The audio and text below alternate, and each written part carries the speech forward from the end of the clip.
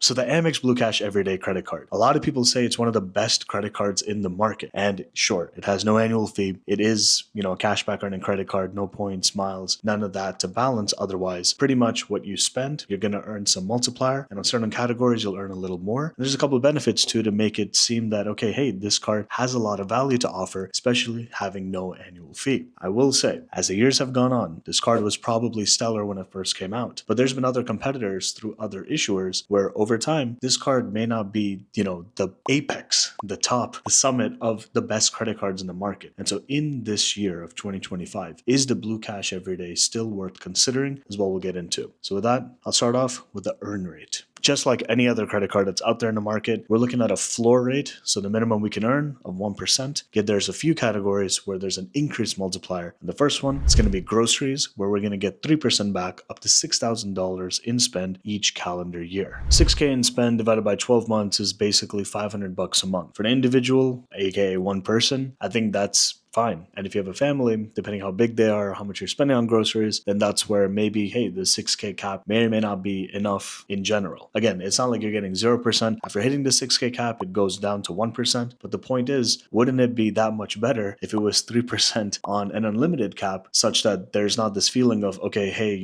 I'm about to hit the 6K cap, or, oh man, there is a 6K cap. The point being, there's other cards in the market nowadays where, for example, the Wells Fargo autograph card, great card, and it comes with transfer partners as well if you're into traveling with hotels and airlines and using the points that you earn by daily spending and transferring them out to these specific programs to get award flights, award nights, and just free travel as it's very much popularized. But this card isn't in that vertical. It really is a pure cashback card. It can be redeemed as a statement credit in terms of the cashback you earn. It's not that you can take that cashback, direct deposit it to some other account, and then use that money somehow else. It really is a closed loop system with the Amex Blue Cash Everyday. Similar to groceries, there's an increased multiplier and cap when it comes to gas. Yet there's also a cool category, and I say cool because it's not like a typical one that's usually mentioned. So here with the Amex Blue Cash Everyday, we're looking at 3% up to that same 6,000 spending cap. After that, it's 1% everywhere else on the category of US online retailers. There's a few examples which I'll put up on screen, with a couple notable ones being Amazon.com, as well as if you have a pet, for example, Chewy.com, as well as Walmart.com. Depending on your spending profile, it's definitely easy to surpass the 6K cap, but it's also looking at it from the lens of, okay, hey, we actually have up to $6,000 in spend, an increased multiplier that we can earn. And the cool thing about this, especially with American Express, is that within their system, there's something known as Amex offers. These are essentially merchant partner discounts. So a good example is, hey, for Walmart.com, spend $100 and get $25 back. If you're going to do that $100 and spend anyways, then that's literally money you're not needing to spend, and if anything, getting more value, especially from a card that has no annual fee. Essentially, this is the concept of cashback stacking, where, for example, with your credit card, you have X amount of percent back. Then with Amex offers, you're able to stack an offer on top of the multiplier that you would get for spending on that specific category. And then, for example, there may be other cashback portals, for example, Rakuten.com, where basically they may have one more discount for going through their portal for making the same purchase. So going through the portal, let's just say you're getting 3% or 5% arbitrarily speaking. Then on top of that, you're going to get the Amex offer discount for spending on your card. And then naturally, your card is going to give you a multiplier for spending in that category. Now, if you have another coupon on top of that or some coupon code while you're on the site to then decrease your order further, etc., etc., I think you know what I'm saying. You can kind of stack and then take advantage of the situation. To choose this card is definitely going to come down to the individual, where some may remark, hey, I'm getting an extra couple percentage points on this category known as US online retail purchases, which that's cool. I don't really care. On the flip side, the argument could be, hey, I actually can get a lot of value because on these sites, or for example, if we're buying like furniture online, that may be a category where hitting that 6K cap threshold each and every year may be more likely than flipping over to the other category, which is offered at 3% with the same cap with this card known as gas. So with our gas category, from an individual perspective or individual person only, I would say it's kind of tough to say, hey, you're going to spend $500 or more on gas each and every month if you're a solo user. Now, if you're family situation, you have authorized users on this account. Otherwise, sure, it's definitely reasonable and doable. Point being that this category can either be slept on, or there could be value for the person where, yeah, if it's you, then you can definitely have more advantage of having this no annual fee card and then having this online retail purchase category, which is a mouthful to say every time, but it's there at your disposal. So far, the headline for this card is, hey, the earn rate, it's not bad at all whatsoever. There's a couple of categories that most folks can take advantage upon, whether that's grocery or gas, irrespective of if you shop online that much or not. With that said, when it's a no annual fee card, many folks don't expect a lot of benefits or perks or otherwise, but that's where American Express, as they do, even though it's no annual fee, they have a lot of perks/benefits that can make you more inclined to consider just having this card for the longer term. And a couple examples are the benefits they offer, where if they are specific to you and you can take advantage of them, then this card almost would feel really like a no-brainer. The first is going to be an $84 Disney bundle credit. This is essentially given to us in totality over the year. So in other words, each and every month, it's essentially $7 towards our bill, which has to be a minimum of $9.99 or more towards this Disney bundle, which usually is Disney Plus, Hulu, and ESPN. And the point being that as long as your card is on file and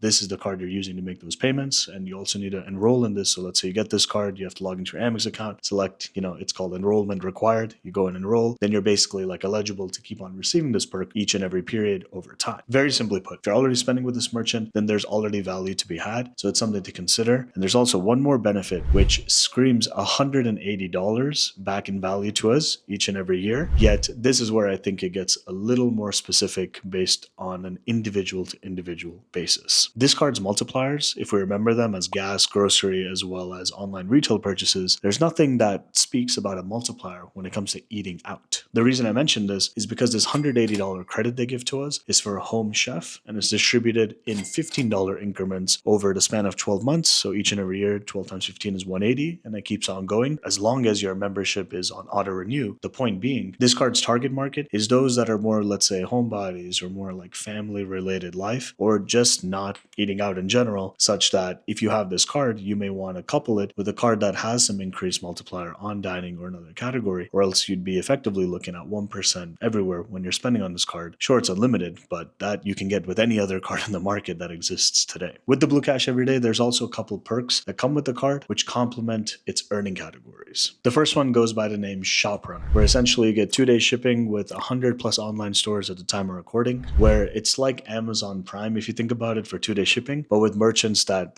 aren't through Amazon. So you may be on a certain merchant and you have the Shop Runner benefit. So with this benefit, instead of let's say paying for shipping in addition or needing to hit a certain minimum threshold just to get free shipping, with Shop Runner basically you're able to circumvent this because it's like you have this private 2-day shipping which is partnered with that certain merchant. Simultaneously, earlier in the video I was alluding to how this card is cashback only, and although that's true, there's cashback to be redeemed as a statement credit, so not cold hard cash. Similarly, you can also use the points that are earned with the Blue Cash Everyday when you're checking out with Amazon. So it's still a cashback redemption, and yeah, it's not cold hard cash, but one more method which may pique your interest, especially because it complements that US online retail purchase category. My personal opinion on this card, which may be considered a hot take, is that I think this card is very straightforward. I think that if you don't have a lot of complexity in your spending profile, if you don't care a lot about multipliers or combining cards and trying to optimize the level of cashback and points and miles you could earn, where this card is purely cashback as we've said, I would say that hey, it's no annual fee. Yeah, there's caps on a couple of the categories that you earn on 3 of them, right? Gas, grocery, and the retail purchases that are online. But you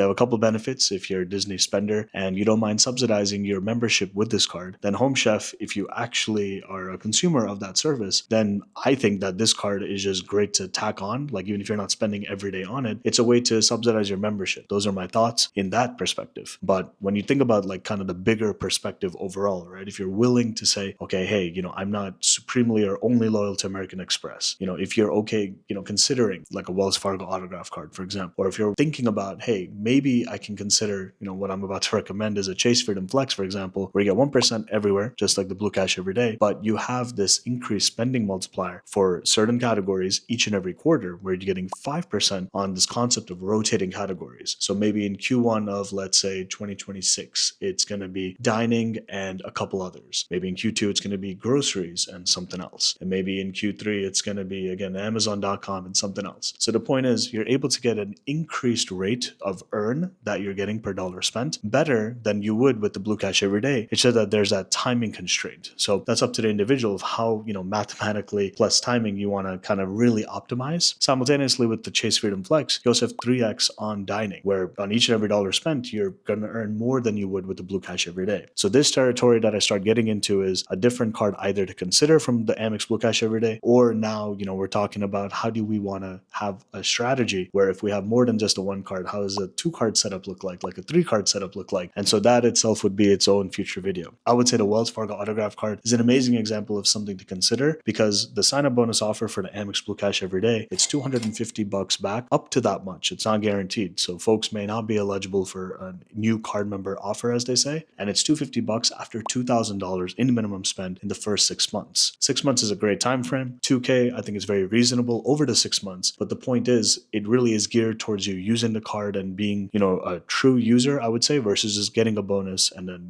not touching the card after the fact. So with that said, there's other bonuses. With the Chase Freedom Flex, you get $150 after only $500 in spend per se. Or with the Wells Fargo autograph card, you can look at 20,000 of their points, which is $200 cash back after $1,000 in minimum spend. So there's a lot of, options to consider. And that's why I make these videos, to help us, figure out, okay, this is what this is about. How can we optimally, kind of set this up and choose, and etc. So with that, this is the information here, but I'd love to talk with you for a 15-minute intro chat. It's totally free. There's a link in the description below. I think it's cool to hear from us, and then I can make videos on like how can we actually help our same folks that are watching the videos, and then as we grow, keep it going, keep it going. So with that, thanks for coming to the end. With that, I'll see you in the next one. Peace for now.